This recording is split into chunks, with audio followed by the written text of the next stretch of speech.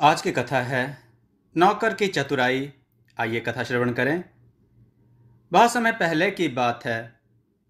एक शहर में दो सुनार भाई साझे में दुकान चलाते थे। उनकी सोने चांदी के आभूषणों की दुकान थी। जब वे सोने चांदी की वस्तुओं की खरीदारी के लिए बाहर जाते तो दुकान में ताला लगाना पड़ता था। इस कारण पीछे से कई ग्राहकों को निराश होकर खाली हाथ लौटना पड़ता था। इस समस्या से निपटने के लिए उन्होंने सोचा, क्यों ना हम एक योग्य एवं अनुभवी नौकर अपनी दुकान में काम करने के लिए रख लें।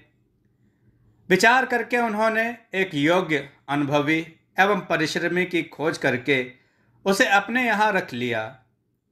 नवीन पढ़ा लिखा एवं समझदार था। सोने चांदी की दुकान पर काम करने का उसे अनुभव था। दूसरे दिन सुबह ठीक समय पर नौकर नवीन दुकान पर हाजिर हो गया। दोनों भाइयों ने उसे आभूषणों एवं वस्तुओं के भाव तथा दुकानदारी करने का नजरिया समझा दिया। नवीन तेज बुद्धि का था, इसलिए जल्दी ही सब समझ गया।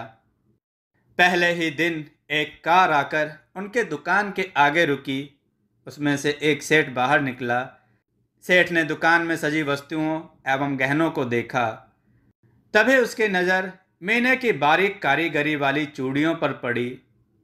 सेठ ने नवीन से पूछा, ये चूड़ियाँ कितने की हैं? नवीन ने जवाब दिया, सेठ जी 11,000 रुपये की हैं। सेठ ने नवीन को 10,000 रुपये दिए और कहा, बाकी के 1,000 रुपये मैं अपने नौकर के हाथ भिजवा दूंगा। जल्दबाजी में भूल गया हूँ। नवीन ने 10,000 रुपये गिने और कहा, ठीक है, भिजवा दीजिएगा सेठ जी। जैसे ही सेठ कार में बैठकर रवाना हुआ, दोनों भाई नवीन पर चिल्लाने लगे। दुकान में पहला दिन, पहला ग्राहक और 1,000 रुपये का उधार, कौन चुकाएगा सेठ का बकाया धन?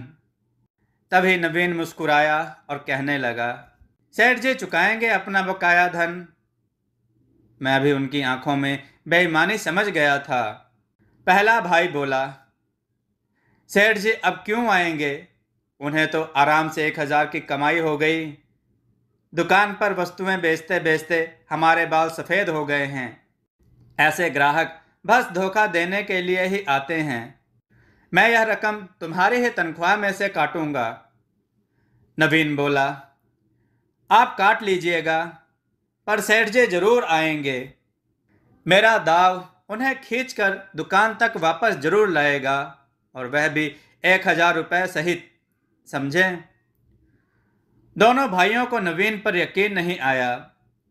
सेठ जी के 1,000 रुपये कम देने और उनके चेहरे की चतुराई देखकर नवीन ने तुरंत अपनी बुद्धि तथा अनुभव से काम लिया। चूड़ियाँ 8 थीं, उसने 4 बांध कर दे दी। उसे मालूम था कि घर जाते ही सेठानी सेठ जी को चूड़ियों की संख्या कम बताएगी। तब सेठ जी सिर पर पांव रखकर भागे आएंगे। तब नहले पर दहला हो जाएगा। मालिक भी उसकी चतुराई का लोहा मान जाएंगे। सारा खेल नवीन ने काफी सोच समझ के साथ खेला था। अभी नवीन सोच ही रहा था कि सेठ का नौकर आया। नवीन का अनुमान सही निकला। नौकर ने 1,000 रुपये नवीन को दिए। नवीन रुपए लेकर नौकर से बोला, माफ़ी चाहता हूँ, जल्दबाजी में भूल हो गई। फिर उसने शेष बची 4 चूड़ियाँ दे दी।